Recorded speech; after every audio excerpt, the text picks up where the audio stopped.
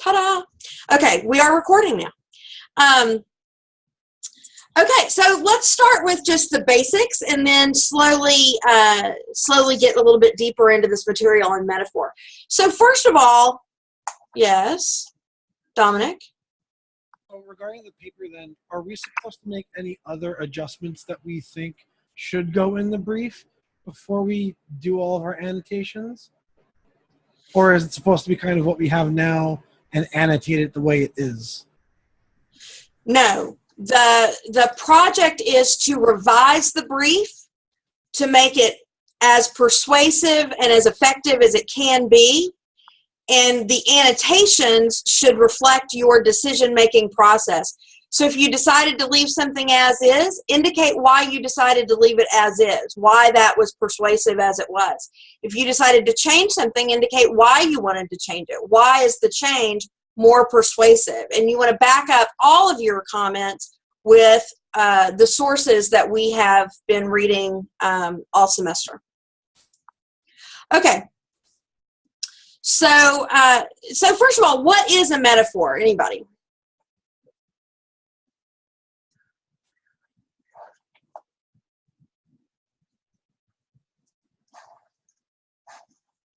Yeah, Loretta? It's a comparison between two things that aren't really alike, but they do have something in common. Okay, yeah, so two things that may not seem on their face to be alike, but have a similar relevant quality based on what it is that that you're discussing. Yusun? I'd like to add something more. Okay. Way to express author's idea more succinctly and more creatively, more vividly using a language. Okay, that's a great point. And so why is it that that works? Why is it that reference to something unrelated makes the explanation of another thing more clear? Why does that work? Because the reader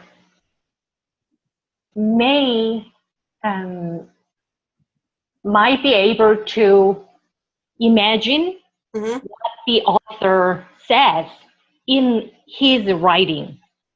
Okay, great. So one reason it works is that it helps you form a visual, a mental image of an abstract concept.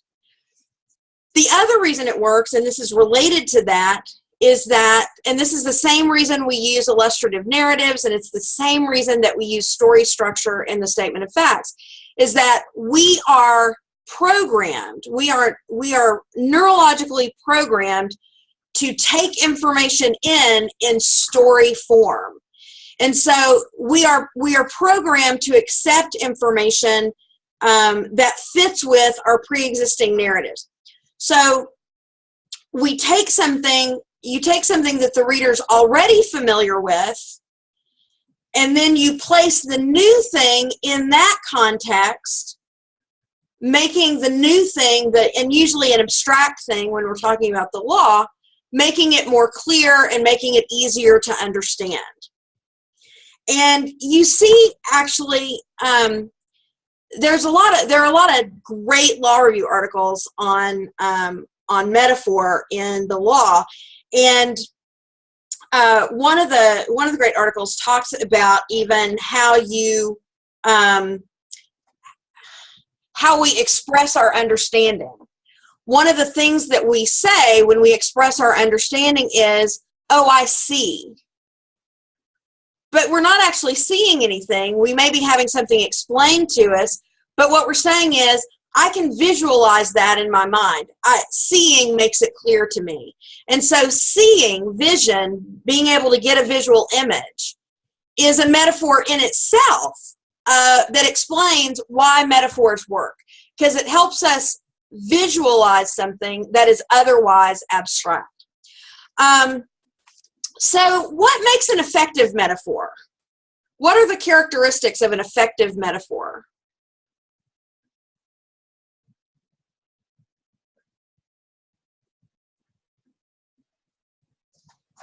Yeah, Loretta. The book said they had 3 characteristics. One was that they involve language that makes a comparison between 2 things. Mm-hmm.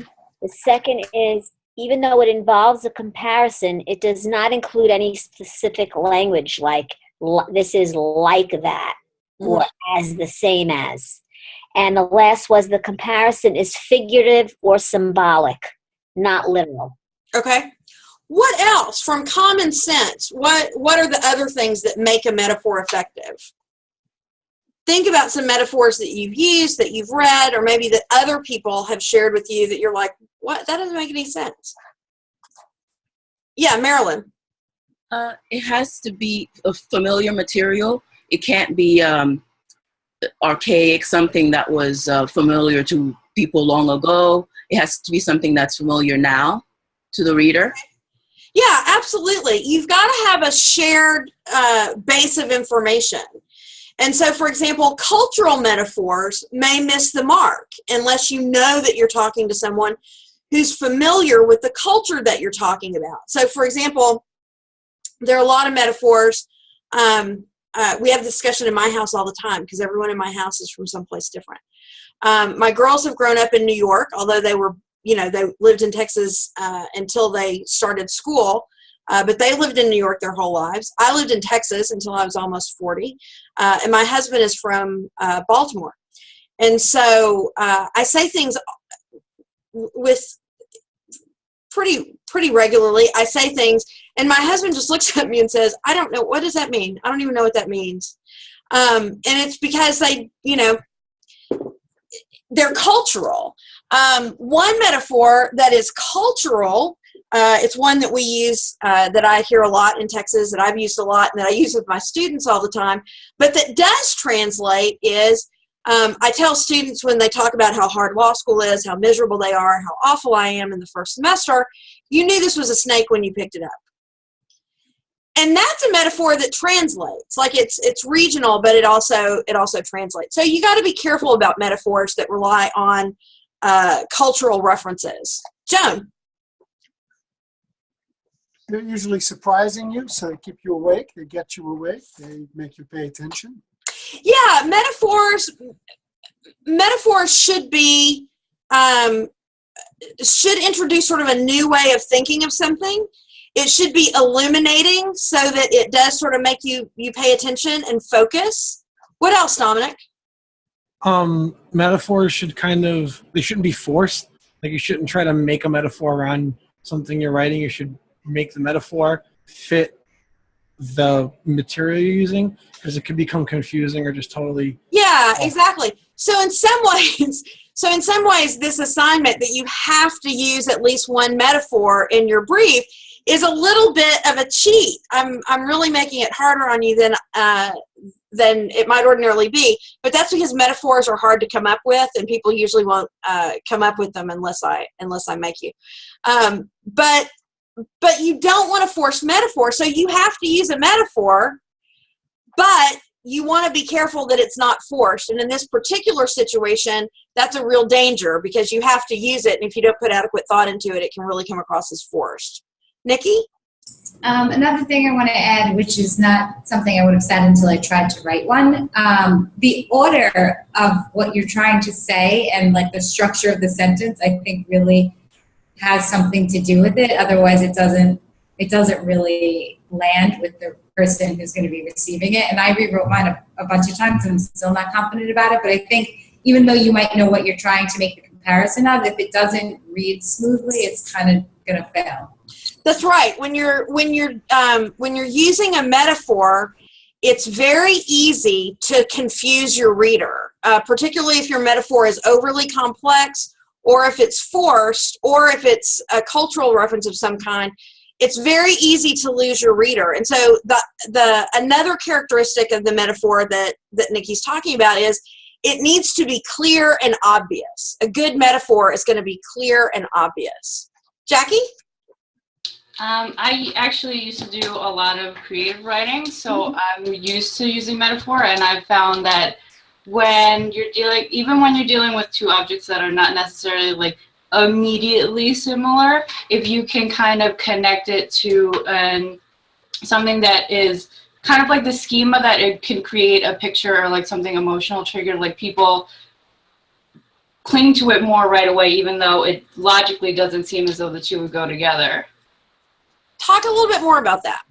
So, well, I don't know. I guess like your example that was in the schedule with the haunted house and going Right. to, like, that kind of evokes in people like a memory of like being little and then being afraid of things. So you get it more readily even if you've never had that one experience before. Yeah, okay. So something that evokes emotion, even something that's universal enough to evoke emotion even if you haven't been through the experience. Mm-hmm. Okay. So for example, I've never been bitten by a shark. I've never been in danger of being bitten by a shark. I've never, no concerns about sharks in my life.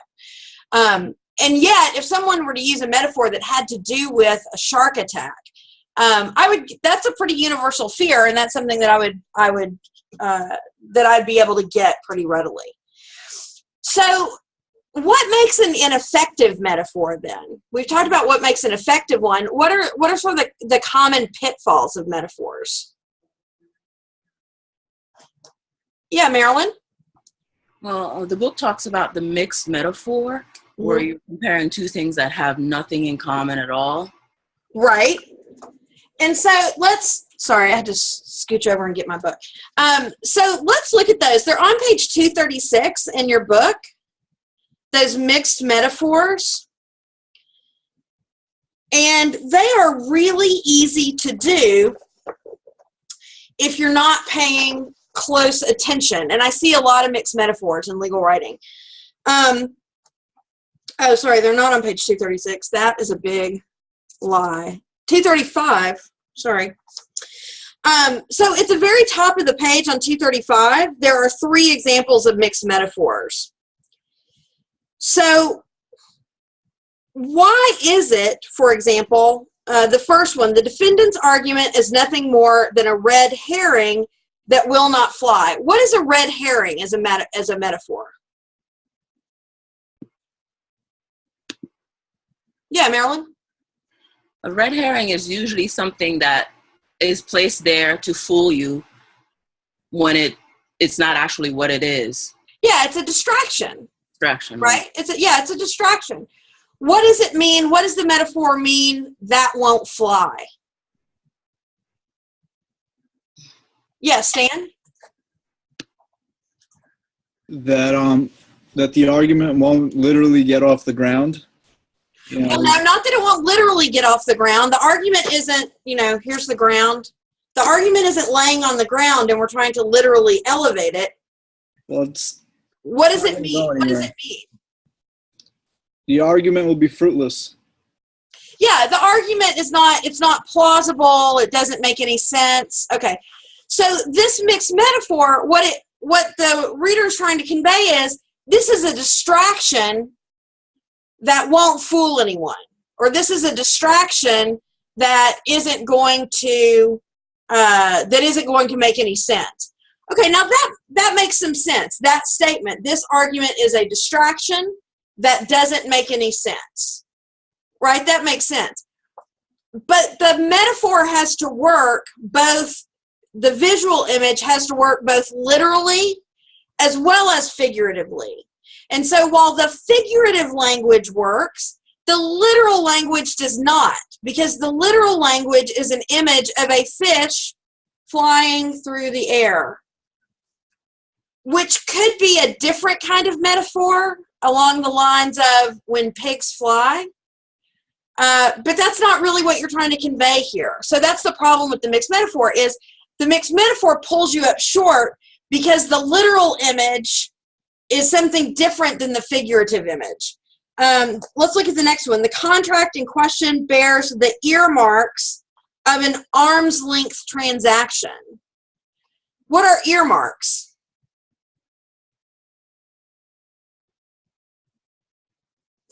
Yeah, Rand?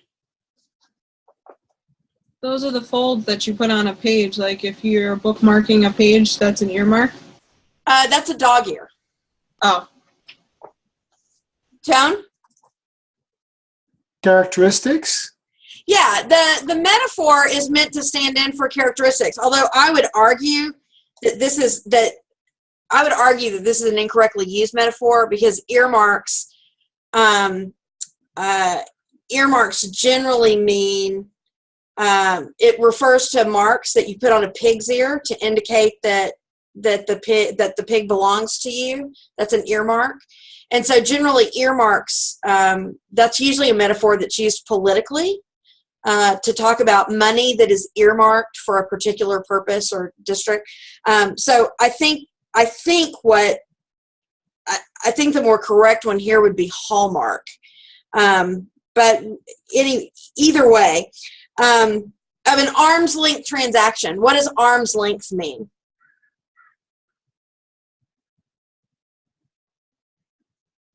Yeah, Joan? Legitimate? Legitimate, yeah, that's one way. What else? Kenneth? Does that mean like within reach or like close to or around? No, you guys are killing me. I'm calling all your contracts professors tonight. Marilyn, what does arm's length mean? Okay, I'm going to try. It's when you're pretty close to two people or two organizations are talking close or face-to-face. Nikki? Sorry. Is it when like a buyer or a seller, two people transacting don't have any relationship to one another? Right. It's an arm's length. Think about it literally. Arm's length. It doesn't mean arm's length like this, like it means arm's length, out at least an arm's length from one another. So it's two parties who are not closely associated. An arm's length, we usually talk about it in terms of arm's length negotiations, meaning that these are two independent parties not intertwined or enmeshed with one another. So this one actually ends up failing on a number of things. First of all, I don't think earmark is the proper metaphor there, and second of all, it doesn't work because you guys didn't know what arm's length means, right? And so the author has got to be confident that the reader is going to know what that means. So in addition to being a mixed metaphor, it has some other problems. The exception created by the court establishes a slippery slope that will eventually swallow the general rule. What is a slippery slope?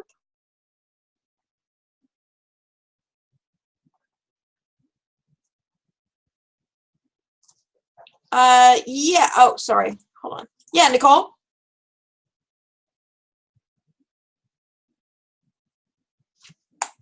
Nicole, for some reason we can't hear you. It looks like you're unmuted. Maybe is your volume not up?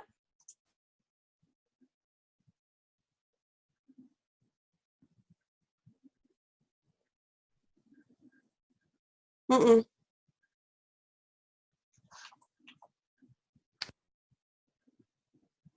Mm-mm. Okay, I'm going to go to Ryan. Ryan, what does slippery slope mean? It means something that you can't recover off of. It's going to pile up and it's going to continuously be a problem. Right, and a slippery slope is, if any of you took intro to logic or any sort of formal logic courses, or some of you may have covered this in your LSAT prep courses, a slippery slope argument is one that says, okay, well, this decision is going to lead to this next bad thing, and that bad thing will lead to this bad thing, and that bad thing will lead to this, meaning that once you get on this slope, it's a slippery slope, and you're not going to be able to control it. It's going to go down into these inevitable terrible consequences. Slippery slope arguments, big favorites during election years. You're going to hear, if you haven't already, lots of slippery slope arguments. If you elect Donald Trump, and then it starts here and goes all the way down to the bottom. If you elect Hillary Clinton, and it starts here and goes all the way to the bottom. And both of them end with really American democracy imploding on itself. Those are slippery slope arguments, where you start with one thing, electing someone to the presidency, and you follow it down through this chain of events to a conclusion the democracy imploding on itself. And that's a slippery slope argument, where is democracy really going to implode on itself? Probably not. Probably, the Constitution has kept that from happening for a very long time. So that's a slippery slope argument.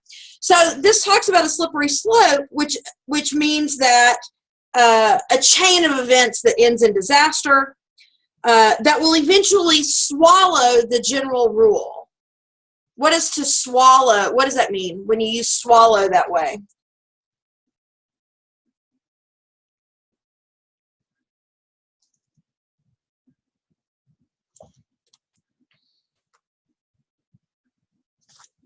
Yeah, Joan? Take over? Yeah, to take over. Just means to take over. So it's a slippery slope that will swallow the rule. We know what that means, which is it will set in motion a chain of events that will eventually make the rule obsolete. That makes sense, but the literal image of the slope swallowing something, that doesn't make sense. So your metaphors have to still retain some literal sensibility as well as the figurative sensibility. What are some other problems that cause metaphors to go wrong?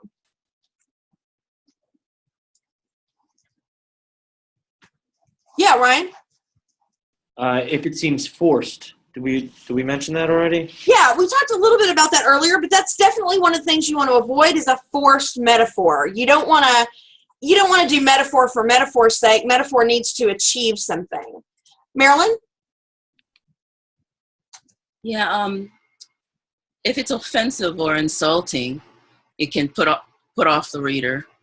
Yeah, you want to be very careful about offensive or insulting metaphors. Generally, you want to stay away from any metaphor that refers to race, gender, sexual orientation, anything that, one thing that Joan had said earlier, I think it was a really good point, that, the metaphor makes you sort of snap to attention and take notice and think, oh, I hadn't thought of it that way. Yeah, that makes a lot of sense. But if it makes you snap to attention and then sends you off on this train of, oh, I don't like that, that's offensive, I don't see how that works, oh, that wasn't necessary at all, then you've lost your reader, and you don't want that kind of focus. Jackie? When you're trying to explain something that's a little more complex and your metaphor compares two things that are too similar, so you don't get that distinction, or when you use, like if you were to use the slippery slope and then in the comparison explain what a slippery slope is, it kind of it loses its creativity and just becomes more of a definition. Yeah, so if you, the book calls that labeling. If you label your metaphor, if you say, there's a metaphor that will explain this, and you go through and you explain the metaphor, or if you use a metaphor without labeling it and you just over-explain the metaphor. And so in this, if you say something like, these two definitions are apples and oranges.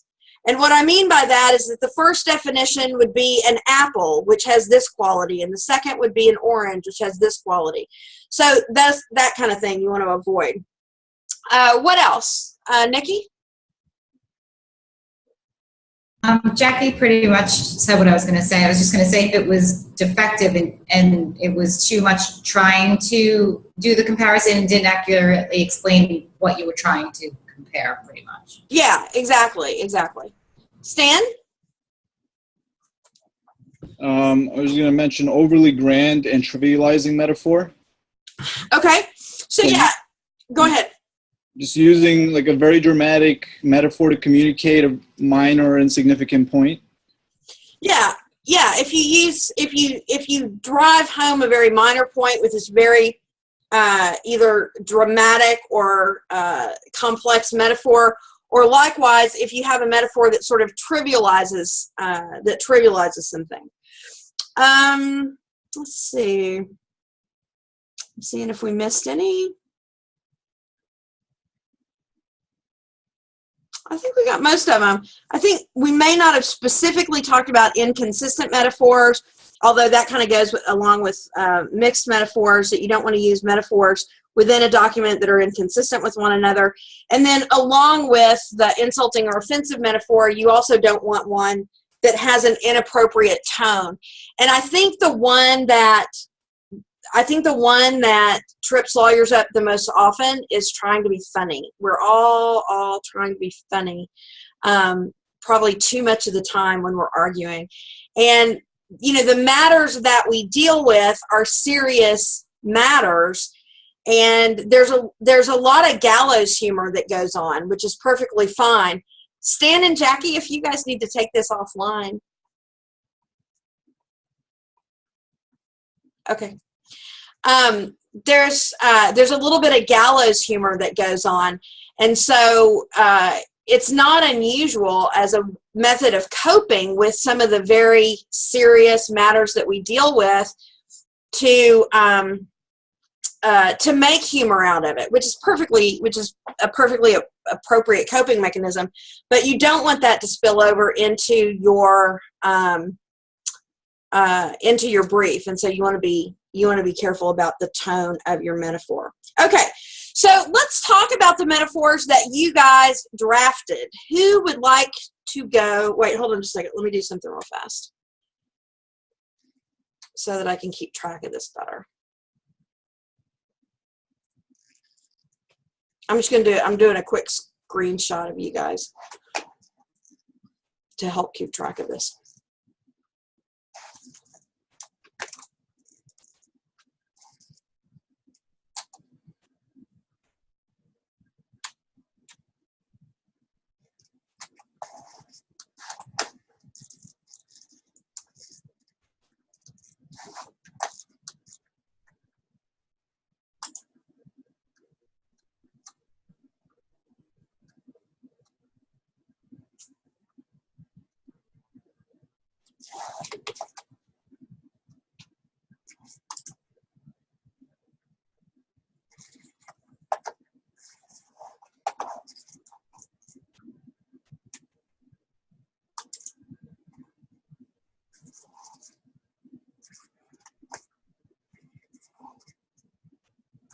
Be thinking about who wants to go first.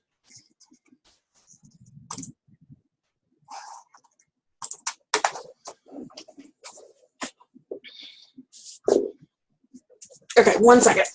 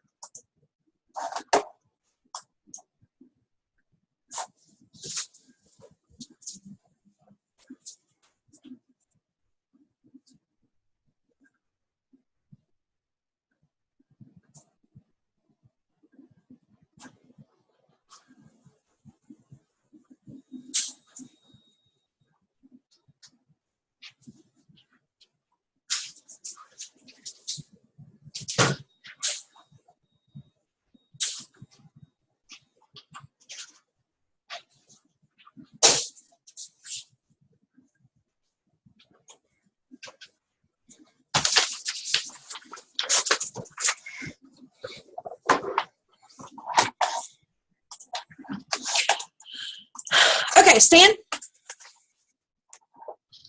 I just wanted to mention that maybe I didn't read the instructions correctly, but the metaphor I created was for a legal issue. So that's okay. Okay. So let's talk about there are 3 questions we want to ask for each of your metaphors. Yeah. So first of all, what is the substantive point that you're trying to express? Well, the substantive point that I'm trying to express is an idea of incongruence. Like one thing does not fit into the other. Specifically that websites are excluded from the ADA, statutes. Okay, so your point, your substantive point is that a website is not a physical place. Correct. Okay, and then the concrete tangible image for that, what do you choose as a tangible image you want the reader to have? The concrete tangible image that I choose is a block. Okay. A square block and a round hole. Okay, so what is your resulting metaphor? So the resulting metaphor is the trial court's heart is in the right place by applying the ADA to websites.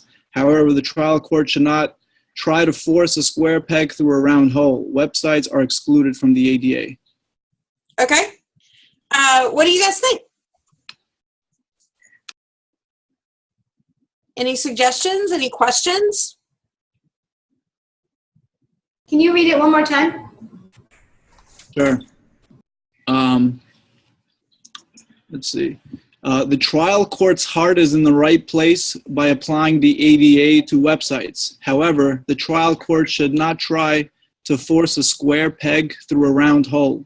Websites are excluded from the ADA.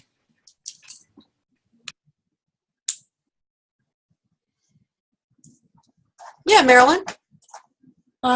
Well, I'm not sure that it works only because it's already established. It's not an original metaphor. But I'm not sure I understood that part in the book where it talks about, if you already have an established metaphor, you should try to explain it in a different way. Yeah, and so that's a fair point. I think this was a fair use of metaphor. I think this was a good use of metaphor to explain that concept.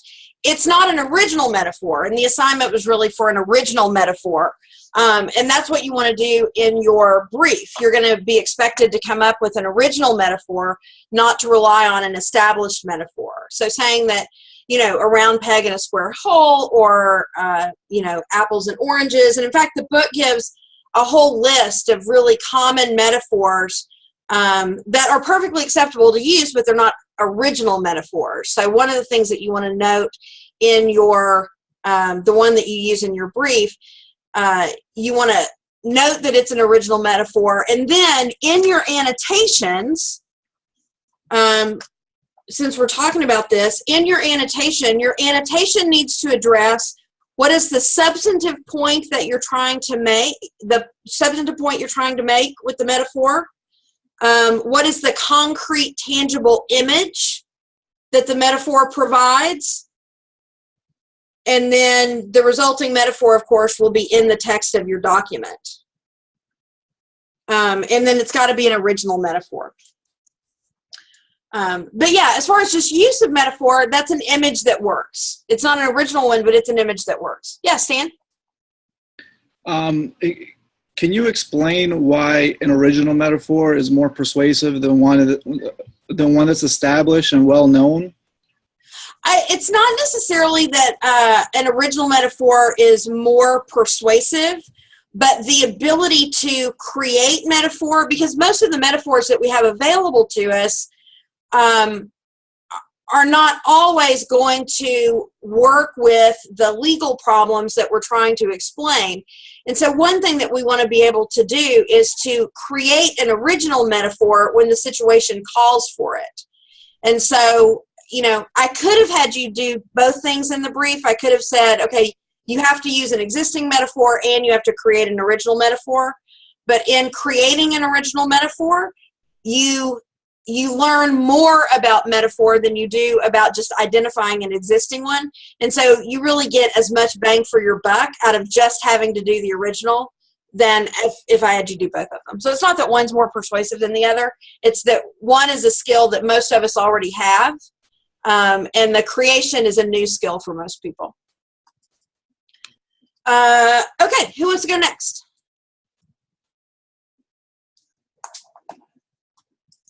Joan, go ahead. So the first question is, what is the substantive point that you want to express? First year law school is really tough. Okay. And what is the It's a little corny. What? No, that's perfectly fine. What is a concrete, tangible image? A sailboat in the middle of a stormy bay. Oh, nice. Okay, and what is your resulting metaphor? The resulting metaphor is a student starting his or her first year of law school is like a sailboat thrown in the middle of a stormy bay without sails.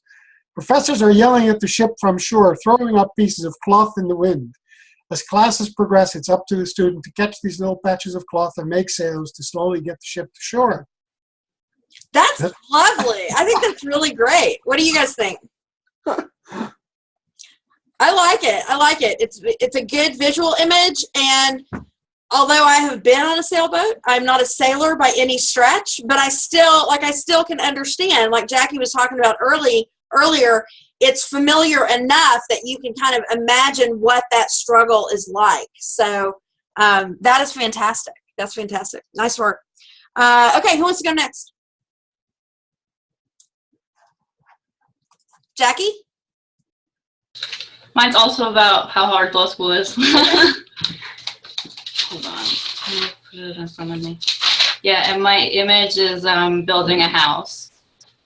Okay. Okay. And what is your metaphor? So going to law school has been like building a house for the first time.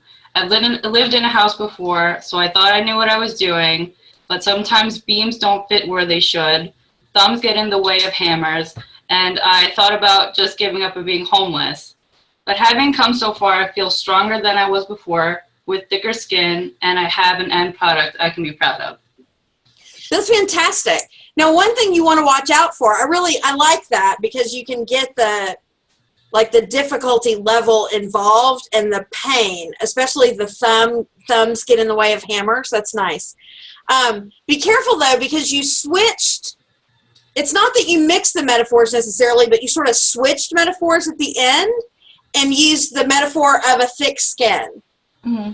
So you used the original metaphor and combined it with the thick skin, and so it was sort of like, oh, we're going in a different direction now. So just be wary of that. Be wary of that. But that's nice. That's really nice. I especially like some of the phrasing of that. It's really very, very nicely done. Who wants to go next? Dom? Okay. So, you want me to answer the questions first, or? Yeah. So first, So what is the substantive point? So the point is, law school is long, but it has a good ending to it. Okay. And what is your concrete image? Driving to Disney. Okay. Okay. And let's hear your metaphor. So I said, completing law school is like driving to Disneyland. Going to school for 3 more years feels like such a long time. Yet when I finally get there, it will be one of the most exciting experiences of my life. While I continue working my way through law school, all I keep asking myself is, am I done yet? Oh, nice. That's good. I think you could even just do the, are we there yet? I was going to, but I felt like that'd be a little too much of a stretch. I like it. What do you guys think? Do you like the am I done yet? Or would you be okay with sort of the traditional are we there yet? Ryan? I almost thought he was going to say, are we there yet? Like I was trying to finish his sentence for him, but I thought it was great. Yeah. Nikki? I was too. I actually think it would add like an extra humor to it. Yeah. Yeah. I like that. So be wary of not being, flip or trite, but sometimes you can add a little, that I think that are we there yet would add a little bit of whimsy that still respects the overall metaphor. I think it'd be good. Okay, who's next?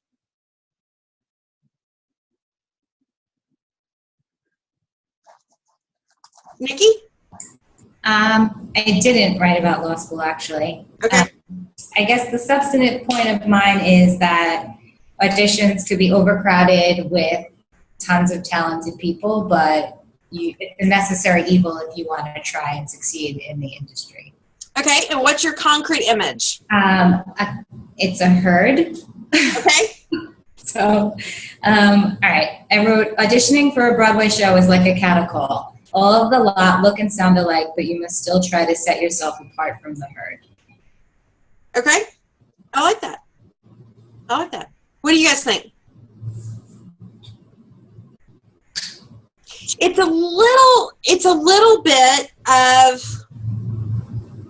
because cattle call is like an actual, like that's an established metaphor, one that we, the idea of a cattle call for calling a bunch of people. And I think, do they even use cattle call for audition sometimes? Yeah, sometimes, yeah. Yeah. So that's an established metaphor. And so maybe you want to think about, as you look at your metaphor for your brief, step a little bit further away from anything established. Because I think what you did very effectively was to take an established metaphor and extend it. And what you want to do instead is start away from established metaphors and work from there. Yeah. But I think that's a really good, just like, stands was not an original metaphor, but it was a very good example of how to use an established metaphor. And I think yours was a very good example of how to extend an established metaphor. And so those are still really good techniques. Not exactly what we're doing, but still really good techniques to be able to master. Marilyn. Okay, mine is, I tried a sentence rather than a thematic. Okay. Is that okay? Okay. All right. To maintain balance in our lives, it is sometimes... Wait, start back at the beginning. What's your my substantive yep is keeping balance when meeting a challenge. Okay, and what is the concrete image? Eating. Pardon me? Eating. Adding a meal. Eating. Oh, eating. I'm sorry. Go ahead. Okay, go ahead. Okay. To maintain balance in our lives, it is sometimes wiser to attack a challenge in a series of small, tasty bites rather than in large mouthfuls. I was trying to find a way to say don't bite off more than you can chew in an original way. So that's what I came up with. Okay, so I think sort of like Nikki's is that you took an established metaphor and sort of put a kind of a new spin on it a little bit. And so and again, that's a good thing to be able to do. And I think that as a use of an established metaphor, I think that was a really good use of an established metaphor. I think it was a fresh use of an established metaphor. Because that's something that really is a challenge sometimes when you're using those established metaphors, is not to have them seem stale and trite. And so I think what you did was a way of really, really sort of freshening up that established metaphor. But as you think about moving into the brief, you want to get away from the established metaphors and sort of strike out on your own, which is also a metaphor. Lorraine? Oh, sorry, Ryan? Did you have a question? No, I was going to volunteer to go. Okay, so let me get Lorraine, and then Rayanne, and then Ryan, and then Ken. I might have done what the others did, but I'll just go for it. That's fine. What's your substantive point? Being exhausted. Okay, and what is your concrete image? A whirlwind. Okay. This summer has been a whirlwind of activity. My weekdays begin with running to and from trains and subways for my internship in Brooklyn. My weeknights continue in the same fashion as I race my car to classes. My weekends consist of me dragging ass as I work full-time serving spirits to those out for leisure. Yes, my life is a three-ring circus. Now, I used two, but I don't know if that was good or bad. So you mixed a metaphor. So yeah. You used the whirlwind as an example of a three-ring circus. Right. Okay. So you did two things there. You and this, I'm glad you did this, because this gives us a couple of things to talk about that are really important. The first one is, you're right, you did take that idea of a whirlwind, and it's whirl, W-H-I-R-L, whirlwind. Right. So the idea of a whirlwind or a hurricane is spinning. Yeah, exactly. Or a tornado. And so we have lots of weather metaphors. For example, we often talk of, sometimes we'll talk about people who are troublesome being a tornado. Oh my God, she's just a tornado. We talk about, like you were talking about, all of that busyness as a whirlwind, as a tornado or a hurricane. This idea of these forceful winds that just sort of bat us around, that we're at the mercy of. And so weather metaphors there are a lot of really well-established one. So what you did was use an established metaphor. Mm-hmm. What you want to be careful of, though, is not, here's what it sounds like you did, and you can tell me if this is right, that the vision of the three-ring circus came to you after you had sort of finished the, yeah. So this happens when you write. So you'll come up with this metaphor and you'll think, oh, this is a great metaphor.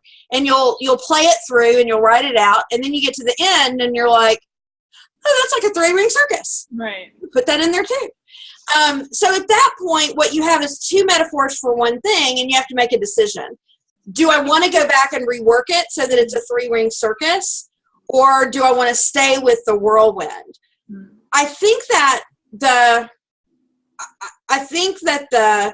situation you described I think it fits really nicely with a three-ring circus. And I think that's probably why that triggered for you, is that you've got three distinct areas, each with its own individual flurry of activity. But again, you got to decide, is that a tornado or is that a three-ring circus? You gotta. I was going to use the word maelstrom, but I didn't know if it would connect with people. So maelstrom, I think, is good. Yeah. Yeah, maelstrom is good. So yeah, just be careful of that. You know, one of the things that I do, this isn't directly related, but the writing process is, one of the things that I do reliably when I write is my topic sentence, my thesis sentence, always ends up at the end of the paragraph, or sometimes it ends up in the middle of the paragraph. And here's how that happens. As I'm writing the paragraph, I'm working out what I'm thinking. That's what we all do. We work out our thoughts as we write. And so I don't sort of come up with a nice, clear thesis of what the paragraph is until I'm midway through or at the end. Okay. Now that's fine. I don't stress about that. I know that I do that. I know that's a thing that happens when I write. And so what I do, though, is I make sure that I go back and revise for that. I know that I tend not to start with a thesis, that I tend to build up to the thesis. So I make sure that once I get done with a paragraph or a series of paragraphs, I go back and I locate my thesis and put it up at the beginning of each paragraph to make sure it's there. So there are a lot of things like that that we do in our writing, and it's different things for different people, and sometimes the same things for all of us. But don't worry about those things. Like there's no problem with getting through a full metaphor and then going, oh, you know what? This is like a three-ring circus. But you don't want to tack it on. You want to go back and revise with that in mind. And so a lot of the stuff that you learn as you write, you can incorporate more smoothly as you revise. But don't worry about it too much in the initial, as you're writing initially. Before you give it to me, you want to clean it up. But as you write it, that's perfectly fine. Okay, who's Rayanne? Okay. So mine, what were the two questions I have to what is your substantive point? Okay. My substantive point is the summer vacation following a year of law school. Okay. And what is your concrete image? Getting your favorite ice cream on a waffle cone. Okay. And let's hear your metaphor. Okay. Sorry if it's a little bit long, but I just kind of went into creative writing mode. That's okay. Go ahead. Summer vacation following a year of law school is like getting your favorite ice cream on a waffle cone. Before my summer begins, when I'm taking finals, is when I'm patiently waiting in line to get my ice cream. I'm so close to getting what I want, but it's still out of reach. As I approach the window to finally order my ice cream is when my summer is on the cusp of beginning. Eagerly waiting for my ice cream is when I am anxiously awaiting my grades and to spend time with my family. But that moment when I have my hand around the waffle cone and I can take that first immaculate bite is when law school drifts to the back of my mind and my summer begins. I like that. I like that image of the waiting in line with and it's sort of like Dominic's of the driving to Disney, the, sort of painful process of getting to the thing that you want. The thing that you want to watch out for is that you sort of explained your metaphor as you used your metaphor.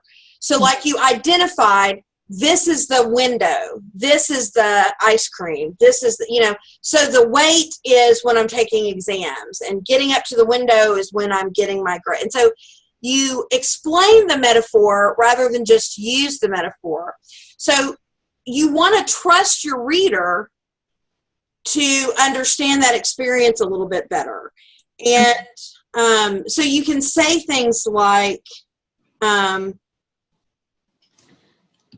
can introduce the ice cream metaphor. You can introduce the idea of the ice cream, of waiting for ice cream at the beginning.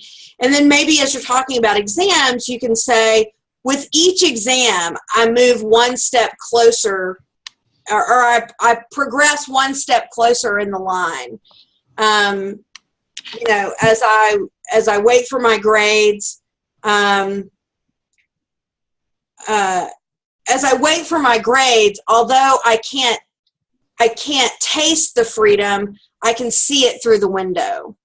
Something like that. So use the metaphor and try to explain it less. Okay. Yeah. So it's a great original metaphor, though. Ryan. All right. The substantive point is an ambiguous statute and protecting artists, and the concrete tangible image is an unmanned boat drifting at sea. So I have an ambiguous statute is like setting sail to an unmanned ship. It drifts unpredictably in the water, and without clear guidance, a pirate can come aboard, take control, and take unlawful ownership of the craft. That's it. Okay. What do you guys think? I'm still thinking about what I think. What do you guys think? I thought that was good. Okay. What did you like about it?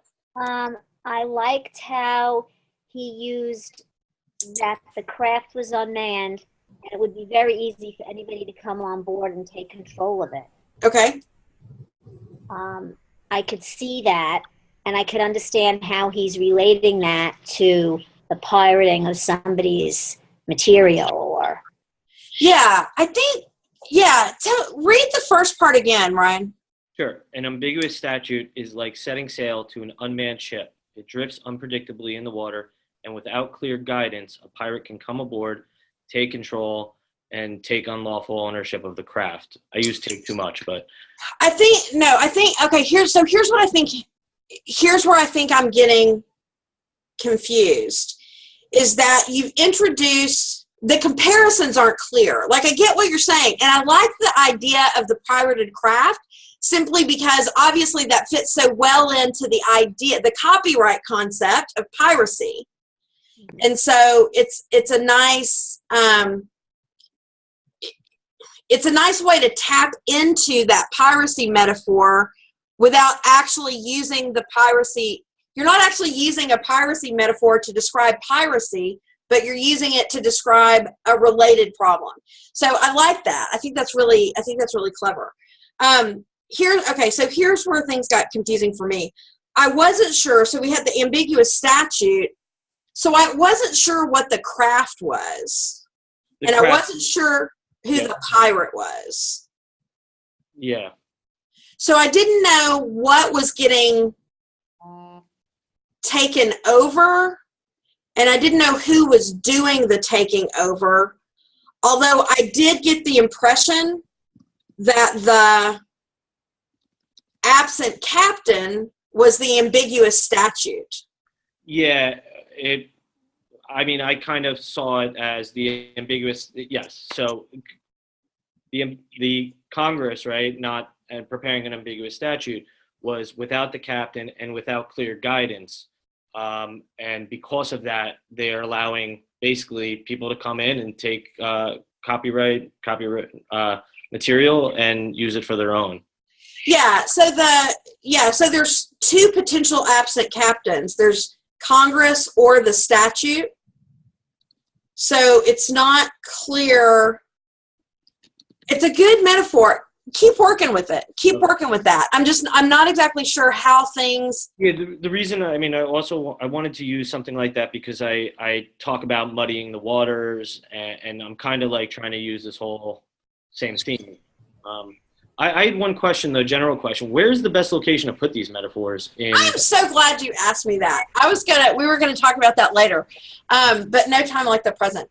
Where do you guys think these metaphors will go? We're gonna have these great metaphors. Where are we gonna put them?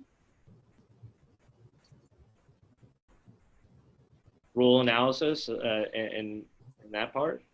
Okay, so we got one tentative vote for rule analysis. Stan? I would say somewhere in the introduction or the summary of the argument, because it'll give the reader a structured point to look for. Okay. Yeah. Marilyn? Maybe in the facts when you're describing one of the scenes to yeah. Okay. Joan? Summary or the argument? Okay. Nikki? I think it kind of depends on how you structure your document, but my thinking was sort of the opposite, which is probably wrong. I was thinking more toward the end of your analysis to sort of like tie everything together. Okay. So Nikki's answer is the most lawyerly of them all, the "it depends" answer. And I think that you all make really good points, and the answer is it really does depend. I think summary of argument. Well, let me back up. Nikki and Stan and Joan and Marilyn, I think, are all really saying the same thing, which is this really seems like a contextual device. It seems like something that really summarizes where we're going. And so some of you said for that reason it would be helpful to have it at the beginning, or as Marilyn said, maybe even as a narrative device. And then Nikki said, I think it's a nice summary device, so I think it would be good at the end. And I think whether it goes at the beginning or the end the most effectively depends on a couple things. So, and then Ryan said, well, what about the rule analysis? What about, as you're explaining how the rule works, using this metaphor to help the reader understand that process? And then again, Marilyn had suggested, what about in the facts, to make the facts more clear? So I think it depends on where you need the clarity. If the reader would benefit by a metaphor to help make the facts more clear or more plausible or more relatable, then I think the facts could be a good place for a metaphor. The metaphor that you use in the facts is going to be a little bit different than the argument because you're describing events rather than sort of the process of legal analysis. But nevertheless, I think you can use metaphors. In fact, I know you can use metaphors in your statement of facts effectively. You can also use them in the illustrative narrative, as I said, or you can use them sort of in the beginning of your analysis under the argument section to sort of frame the analysis if you've got a large thematic metaphor. Now, if you've got a thematic metaphor that only addresses a discrete point, if you've got a metaphor that only addresses a discrete point or one issue, obviously it goes in that part. But whether it goes in sort of the analysis or application section or in an introduction section depends on what you're trying to do with it. Are you trying to illuminate how the law works at a more micro level, or trying to sort of summarize the issue? So it could go in a variety of places there. I also like the idea of a metaphor in the summary of argument. If it is a broad thematic metaphor that will encompass really the entire document, the narrative as well as the argument, then I think that metaphor could serve as something that enhances your reader's understanding and also serves as a priming device to help the reader understand the narrative as well as the argument. So it can really go in a variety of different places. You have to be really clear on why you're using the metaphor, what purpose it serves, and whether what you're trying to accomplish is, context, in which case you put it at the beginning, explanation of process, in which case you put it within the rule application, or sort of a summary to wrap things up, in which case you would put it at the end. Or is it a different kind of metaphor altogether, one that helps make the facts more relatable, in which case you might put that in the statement of facts section. I can also imagine metaphors that might go in in a case that's more heavily procedural, I could imagine a metaphor that might help the reader understand complex procedure. None of your cases involve complex enough procedure to warrant a metaphor in the procedural history, but I can see where that would be a place that could be a really nice place for a metaphor. Nikki. I don't know if you mentioned this already, but would it be too much if you used two? Like if you did a broad one, like as we were saying in the argument section, but then to wrap it up, you sort of reiterate it, but narrow in on it at the end? Or is it like enough already? You could. Yeah, you could. It can, metaphors can be really effective if you sort of open and then sort of echo back to it toward the end. Now, Randy asked, well, what about the conclusion? So when we talk about using the metaphor to wrap up, we don't want to use it in the conclusion, because in an appellate brief, the sole purpose of the conclusion is to restate your request for relief. What we normally think of as a conclusion, one that is this wrap-up summary, goes in the summary of argument in an appellate brief. And so that's why we're talking about using it maybe in the summary of argument. So if you're going to use it to wrap things up, it needs to wrap things up at the end of the argument, but not go into the conclusion, because the conclusion has a very specific procedural purpose, and that is to just restate your request for relief. Joan. I thought it's almost invariable that you use metaphors, multiple metaphors, because a lot of stuff you're writing is without even realizing it is a metaphor. There are a lot of, the word whistleblower is a metaphor. Absolutely. Absolutely. And so one of the things that you want to notice as you annotate are the metaphors that you've already used. Ones that, maybe you didn't even think about, but that are so evocative of something, or have become so embedded even in the legal principles that the metaphor, that we don't even see the metaphor anymore. So yeah, if you had, for example, you guys do have, in the Molson case, you have a whistleblower. And so that's something you would want to note, that whistleblower is a metaphor that has become embedded into the law itself.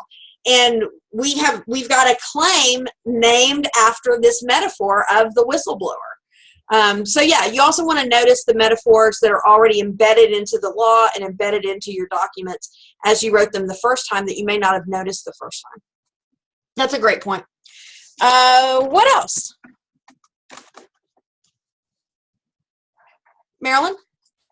Okay, can you go over what makes an original metaphor again versus an established metaphor? I mean, is there like a line? Because what if you're not culturally familiar with the language or the culture, and then you think that you're doing an original metaphor, but you're really not?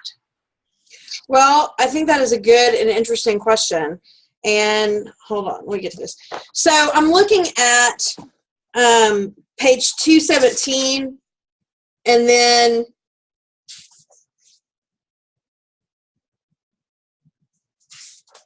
yeah, so let's look at 217. So, okay, so first of all, every established metaphor was at one time an original metaphor. So what makes it an established metaphor is just that it's a metaphor that we use a lot, and that we use it in place of the literal thing that we're talking about. And so on 217, we see there's a whole list of cliched stylistic metaphors. So bend over backwards, bury the hatchet, pull one's leg, put one's ear to the ground, shoot the breeze, keep under your hat, straight from the horse's mouth, turn the other cheek, up one sleeve. Like, those are all metaphors. And you're absolutely right, Marilyn, that if you were unaware of those metaphors, that you might use that, right? I think that the metaphor that you gave us, like, you acknowledged that was based on an established metaphor of biting off more than you can chew. So biting off more than you can chew is an established metaphor. Phrasing it differently freshens it up and updates it, but it doesn't make it into a new metaphor. And the reason is it doesn't make it into a new image, right? So taking small bites instead of taking one large bite, that's really the same visual image. So when you restate it that way, you can freshen it, which is absolutely a good thing to do, but it doesn't change the literal concrete image. And so an original metaphor is one that introduces an original concrete image to symbolize something else. So Dominic used the concrete image of the long drive to Disney to stand in for a long wait that ultimately pays off. And so, like a long wait that ultimately pays off, there may be, if we sat and thought about it, there may be some established metaphors about that. But his metaphor of the long drive to Disney, that's an original metaphor. That's one that we don't hear about. Likewise, Rayanne's metaphor of the waiting in line for the ice cream. They're two original metaphors that help explain the same general concept. Okay. Does that help? Yes. Okay. And you see a lot. So, for example, on page 221, you see these two examples: a house divided against itself cannot stand, a rising tide lifts all boats. At one point, those were original metaphors when they were originally placed in the speeches that these presidents gave. Once the presidents gave those speeches, though, they became borrowed metaphors, basically, established metaphors that we used over and over again. Yeah. Okay, so who's next? Loretta, go ahead. Okay, I don't know if this is right, but So what is your substantive point? Attending law school. Okay, and what is your concrete image? A foreign country. Fantastic. And what is your resulting metaphor? We've all been in school since a young age and feel that we know what school means. However, law school is a foreign country. At the start, you can't understand the language, but as you persevere, you're able to communicate in that foreign language. That's great. Oh, good. Okay. Yeah, that's great. That's great. Yeah, so you take something, you take one thing that's unfamiliar to many people going to law school and something that is a little bit more relatable, which is going to a foreign country. And particularly for people who have gone to foreign countries, we all remember what that feeling is like, the fatigue, just the sheer fatigue of not understanding what people are saying to you. It's exhausting. And so that's a nice way to sort of translate and explain that experience. I've not heard that one before about law school. That's a nice one. And that's how I felt in my first year of law school. Yeah. Oh, absolutely. Yeah, absolutely. Okay, who's next?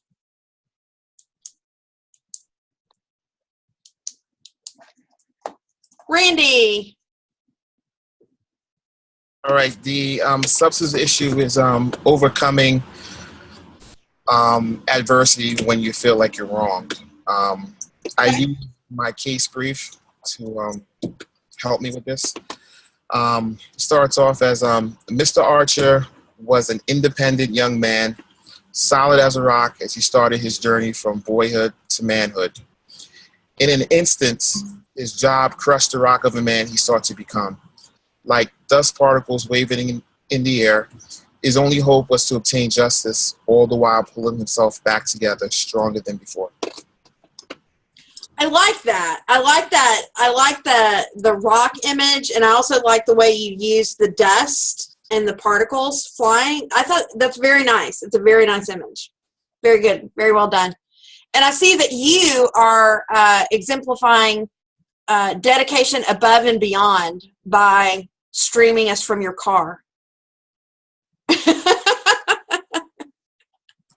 Sorry, I got off real late. Sorry.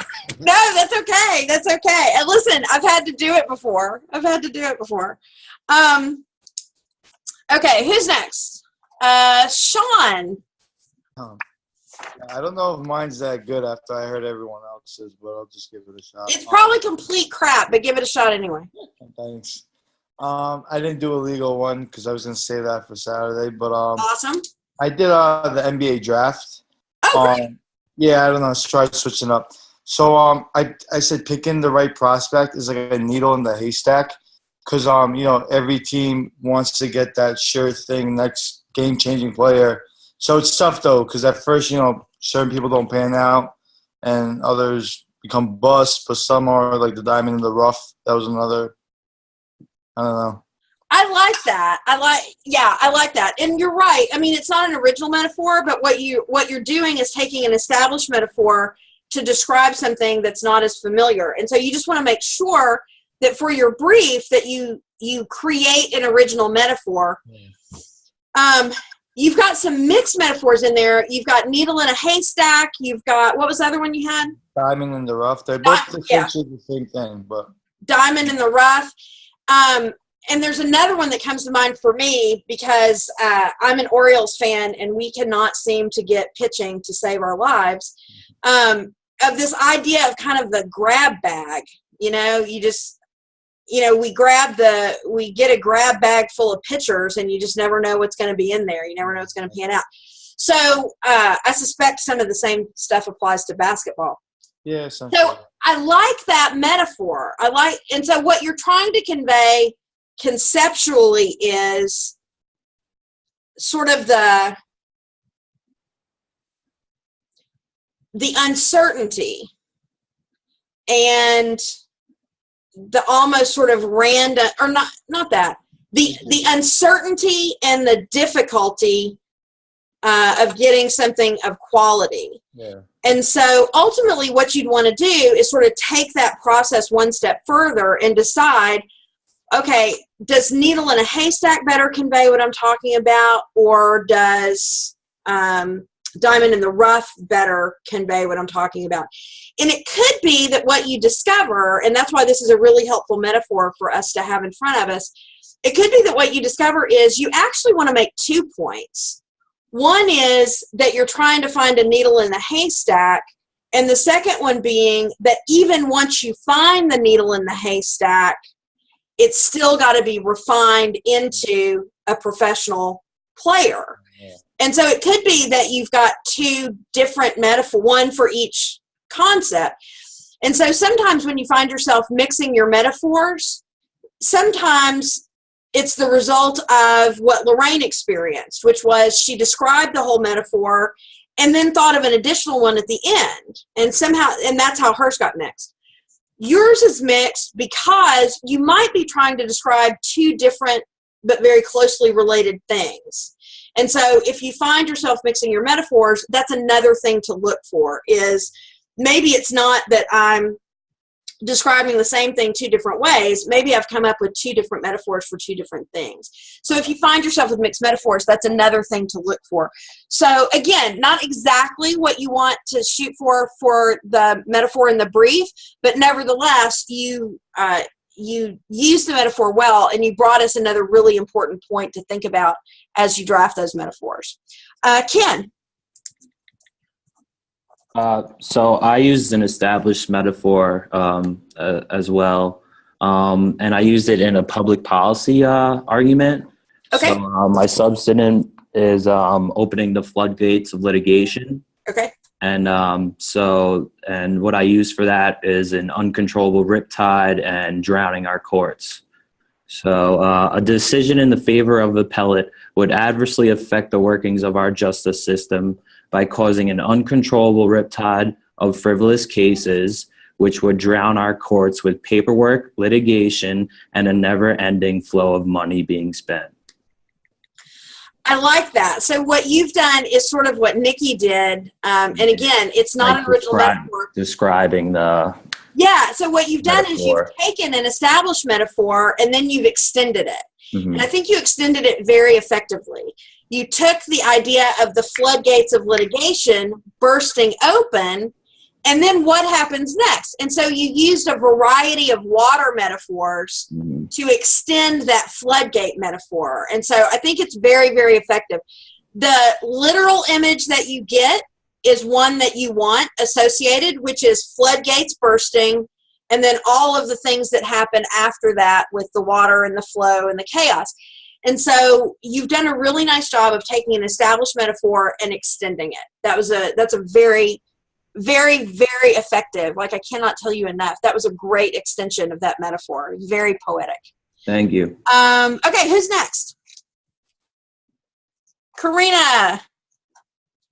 It's probably wrong, but we'll give it a try.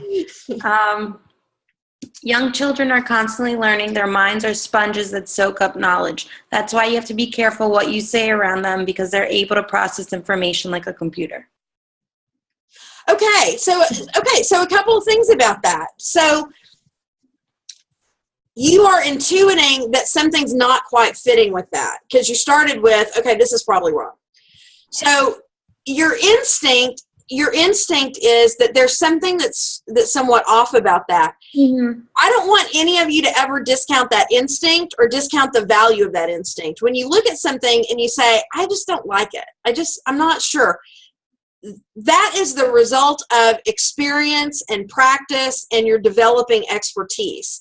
And so even those times where you look at it and say, I don't like it, that's a representation that you are progressing, that you are able to start to critique your own work. And that's crucial to being an excellent legal writer. So I don't want you to discount that.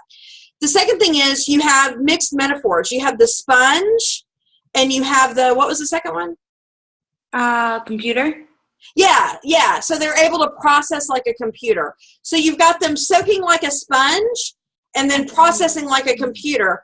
And so it's a mixed metaphor, because obviously a sponge can't work like a computer, and a computer can't operate if it absorbs liquid. So that's the reason it's a mixed metaphor. The literal image doesn't work.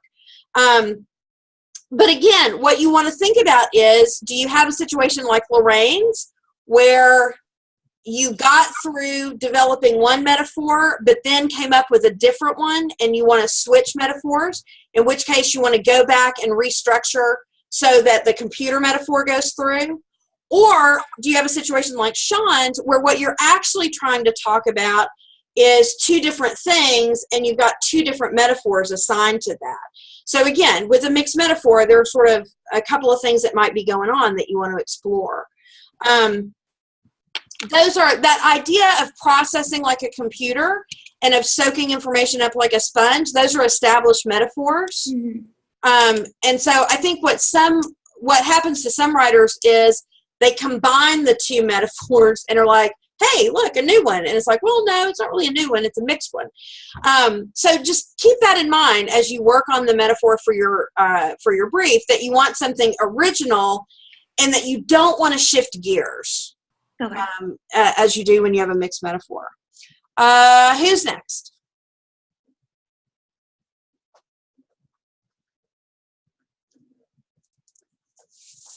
I can call on people.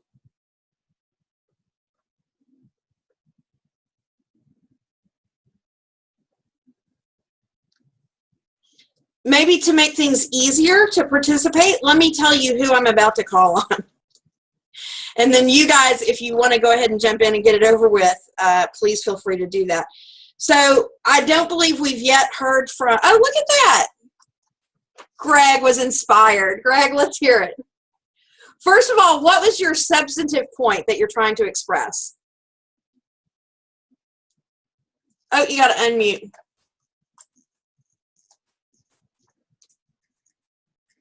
There you go. Purchasing a home, and then I was comparing it to a tractor. Can you turn your volume up a little? I'm having trouble hearing you. Your mic volume. I don't know what it is. Hello? Yeah. working? Yeah, that's better. All right. So I said purchasing a home. That was a substantive. Okay. And then I compared it to an old tractor. Okay. Let's hear it. Goes, the wheels to purchasing a home tend to move slowly through the mud, like an old tractor searching for its shed in a storm. So, so you've got, the only thing that confused me there is that you've, I've lost the word, humanized basically the tractor. You've made the tractor capable of independence. And so I like the metaphor. I like the idea of the slogging and, not only kind of slogging through the mud, but having to do it in difficult circumstances, which I agree is very much like buying a home in the state of New York. So maybe what you would want to do for that metaphor to make it work is just develop it a little bit more so that the comparison is between the tractor driver and the home purchaser rather than between the tractor itself and the home purchaser. All right. Does that make sense? I mean, I think the problem that you're having is that it says its shed, like the tractor possesses the shed. Yeah, there you go. Yeah, that's it. That's it. But otherwise, that's a great original metaphor, and it's very evocative of a feeling of frustration and delay and difficult circumstances outside your control. Yeah. Excellent. Okay, who's next? Okay, Mila, let's hear it. First of all, what is your substantive point? All right. Just like some other people, I didn't create a metaphor. I took the already existing one and I just used it for something else. Okay. So my point is that having your own business can be tricky. The image is a roller coaster. Okay. And that's how it goes. Having a business, having your own business is like riding a roller coaster. You can make tons of money in a short period of time, or you can lose even more in even shorter time than that. So the already existing one is life is a roller coaster. Yeah, the roller coaster. Yeah, the roller coaster metaphor. You know what? I'm glad you used that because I think this is a good point, is that you actually, the roller coaster as a metaphor is like the idea of using the roller coaster as a metaphor is pretty well established.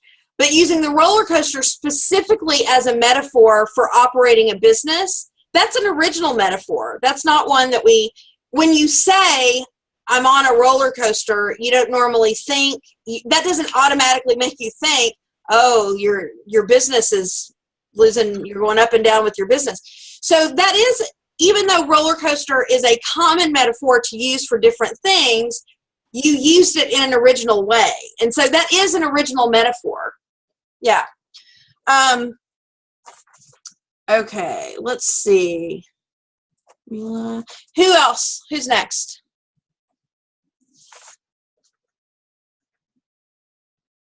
We're still waiting to hear from you, son, Nick.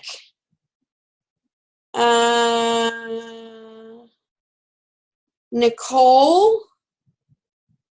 And I think that's it. There we go, Nick. So what is the substantive point you want to express? So it's about like if you don't work hard. Okay. And what is your concrete image? A gutter.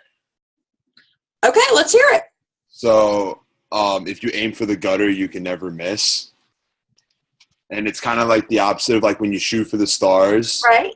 So, I mean, like we say it amongst like my house, and it's like, if you don't work hard or you don't do, you're going to end up in the gutter and like be like a bit of a nobody. Right.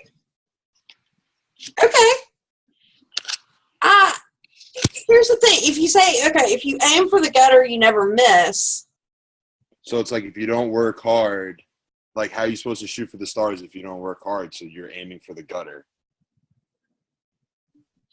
Yeah, I see. So if you aim for the gutter, that's exactly where you're going to go. And that's usually where, like, you know, like drunks and stuff, like you always see them like lying in the gutter, like you end up in the gutter somewhere. Right. Okay. Okay. I like that. I think this is one of those, I think you ran into a little bit of the problem that Nikki did, where Nikki had said she really had trouble sort of teasing her metaphor out. Yeah. So that it made sense. And I think, like, as you explained that, like, it makes sense to me. I think you might need, I think you would need to extend the metaphor a little bit. And probably the reason that it makes perfect sense to you is that it's something that you say within your family. Yeah. Right? And so it's something that, like, you know exactly what that means. Yeah. So I like that, though. I like it. Yeah. Nikki? I totally get it now that you explained it, and it makes sense, and I like it. But when you first initially said it, I misinterpreted it as, like, be a slacker. Don't try.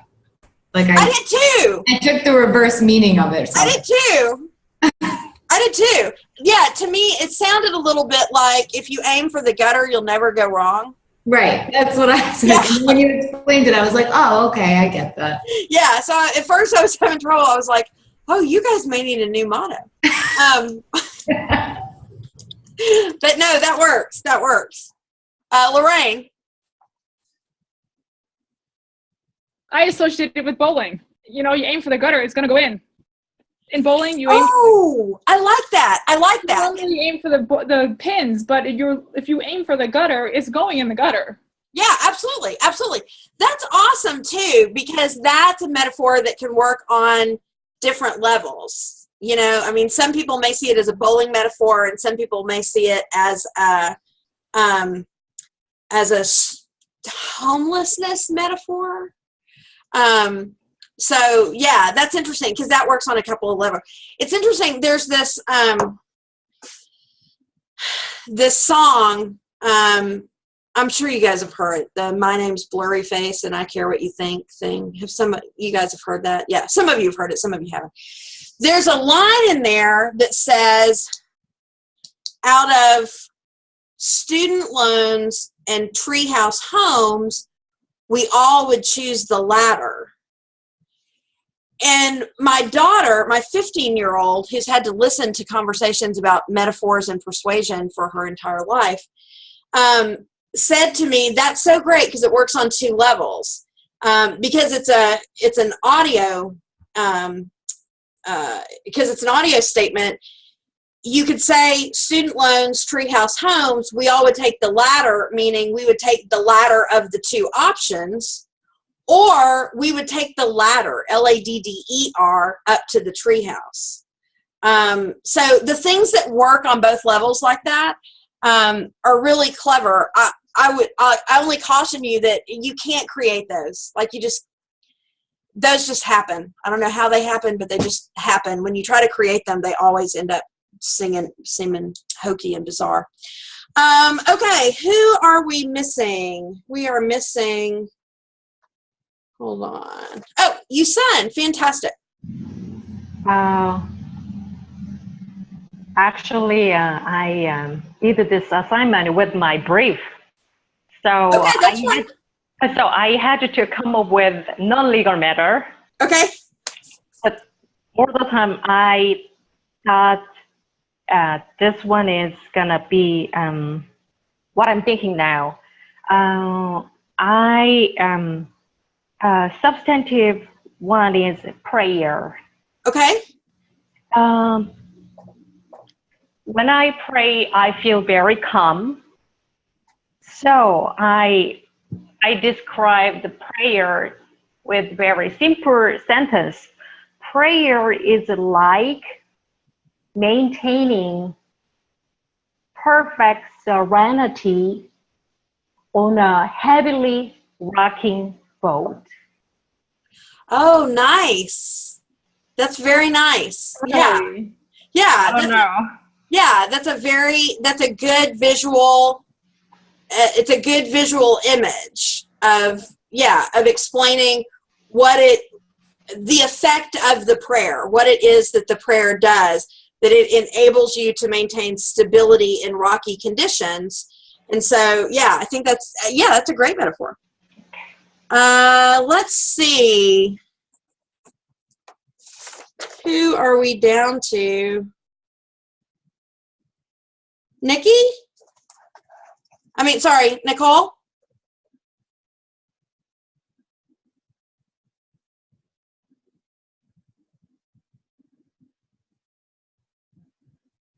Oh, we're still not hearing you, are we?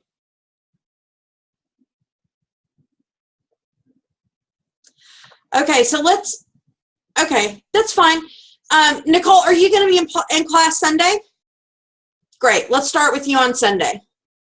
Okay, so that's fine, and that'll give us I'm going to give you back, once again, the great gift of minutes and minutes of your time. Oh, hey, Randy. You're indoors. Yeah, my I lost power of my car. I'm in a Starbucks. Sorry. Oh my God. Listen. I'm trying to make it through. That is some serious dedication, man. My hat's off to you. Okay, so this has been a fantastic discussion, and it worked out. And this is one of the reasons I love this class, is because it sort of doesn't matter if things go exactly the way I planned them or if they go a little bit differently, because there's so much to talk about on these topics that even the things that aren't directly what I wanted to talk about give us something that we can use to sort of enrich the discussion.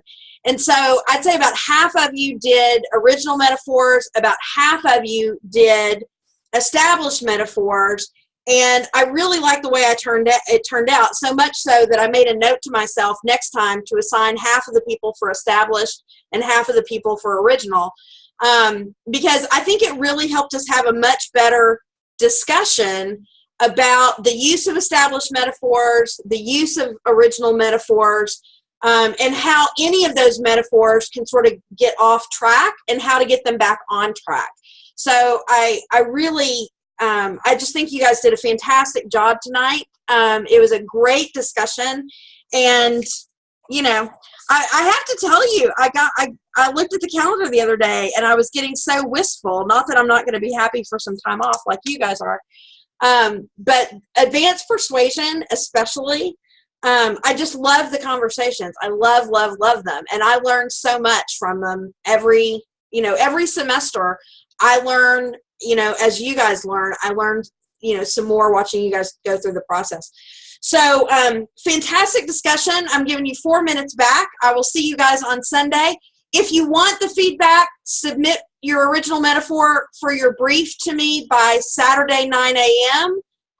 Even if you're not going to be in class, go ahead and submit it, and we'll record the discussion and you can get the feedback.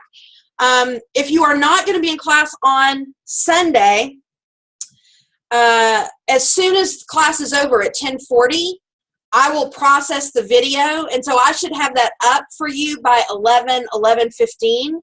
So you'll be ready to go to watch it at any time.